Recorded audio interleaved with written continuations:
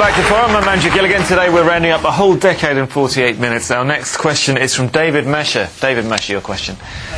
What was the most progressive and hope-filled event of the last decade? What was the most progressive and hope-filled event of the last decade? So, Kan Chandran, you strike me as an optimistic sort of chap.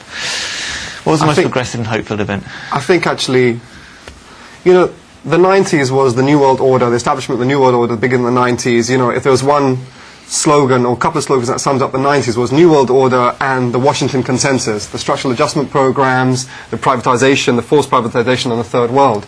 So in the last decade, I actually think the 2000s really was a historic change from the balance of forces, which from a unipolar world to what was emerging clearly now as a multipolar world.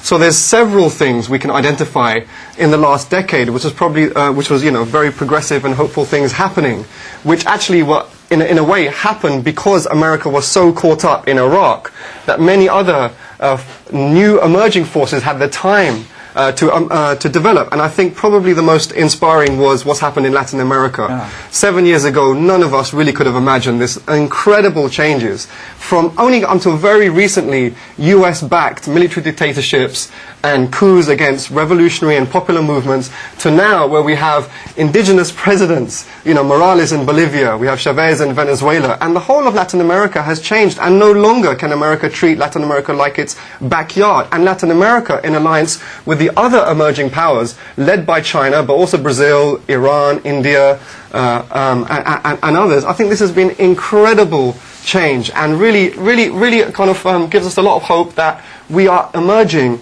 into a mutually respectful world. We've got a while to go for that, but you can see the West has to respect China. It's a bit confused about that, but it has to. It has no other alternative.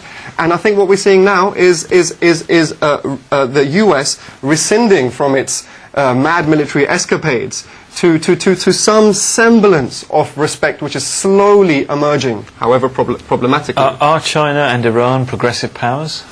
No, absolutely. I mean, there was an interesting opinion piece by an editor of the FT the other day about China's role in Africa, where, you know, it's obviously, you know, the ruling classes in the West are trying to convince their peers that, come on, guys, we've got to respect China because we've got no economic alternative. So for somewhere like Africa, which is probably still the region lagging most behind in the Third World, for the first time, you have to understand that Africa has an alternative trading and economic partner than that of the United States, which has devastated the continent through the 90s, and now what we have, the Beijing consensus, which has replaced the Washington consensus. China's role in Africa. So China's role and the emerging Third World, the BRIC countries, it actually portends to very hopeful developments and actual developments in the Third World. China's role in Africa has been described as a colonial role, a new colonialism like the British and the Europeans in the 19th century. But you can read the FT editor who disagrees with that. So, you know, so there is a change of opinion emerging within mainstream discourse in the West. I would say they have no alternative, but that's it's a positive thing anyway. Asif Ali, what positive developments do you notice? I think the most inspirational thing for me was to see this anti-war demonstration that took place in Britain. About 1 million people were on the street, and this was an awakening call for civil society, not just Britain but all over the world, where the first time the civilians distinguished themselves from the governments they've been ruled upon.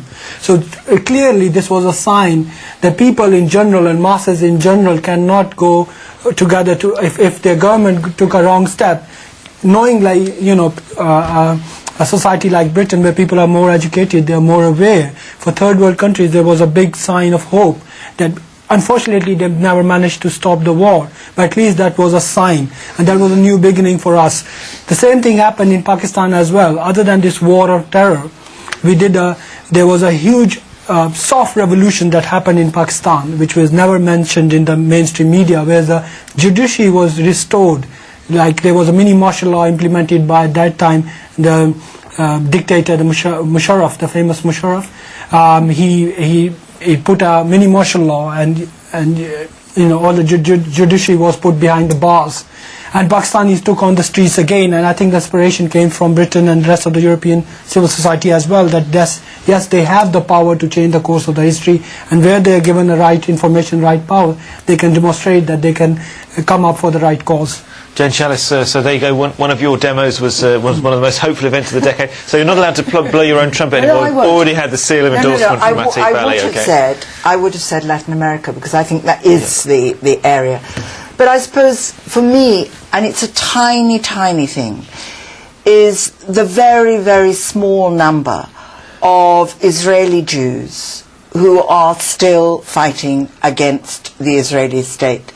And there are people who, in fact, like Combatants for Peace, a group of young men and women who've been in the Israeli army, who have now come out against the operations of the Israeli army in terms of the occupation of the West Bank and Gaza and the blockade of Gaza. And what they've been doing is trying all the time to ensure that the sort of things that Israeli soldiers are doing and have been doing is made public.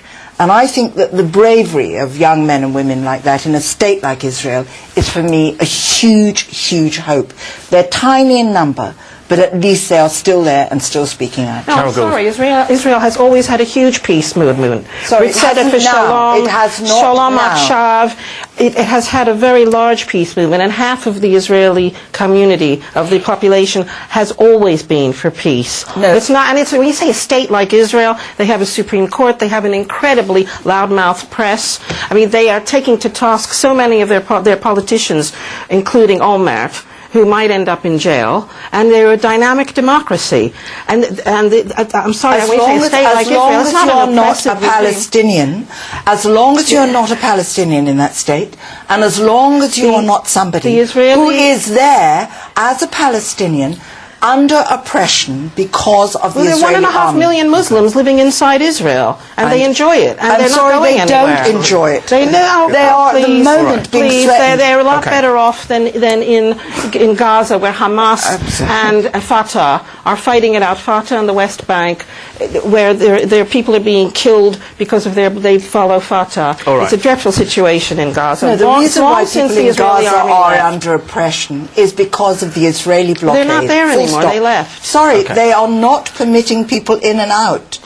We know that. I'm not getting into Israel-Palestine here. Right. What are your other positive developments? I mean, one of the things I was surprised not to hear from any of you is the election of Barack Obama. Do you think that's a good thing, Carol?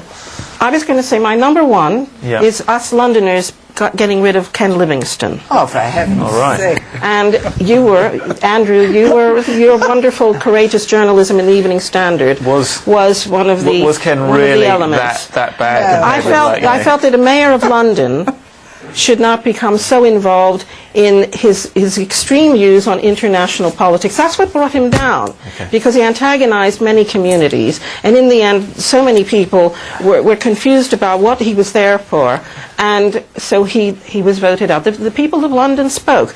But my other wonderful thing over the past decade is the way women and people of color have come to the fore, that we have so many women heads of state, female heads of state. We had Condoleezza Rice in the United States, Colin Powell, and of course America electing a black president. And to me that was one of the great events of the past decade. That went from Bush Jr. to Obama. That was an earthquake. That you celebrate the rise of kind of ethnic minority in women, because that's what Ken Livingstone is famous for, is actually developing organisations and communities. I'm talking about the United States. But I think you know, Boris Johnson is doing Ken the biggest favour that's possible, and I think it's highly likely that Ken will be re-elected on the basis of the fiasco, which is the Boris Johnson's mayorship of London. Calling a Jewish Chronicle reporter that he was behaving like a concentration camp guard antagonized an awful lot of people, not just Jewish people, in London and in Britain. He didn't need to say that. He talk about foot and mouth disease. Ken had it.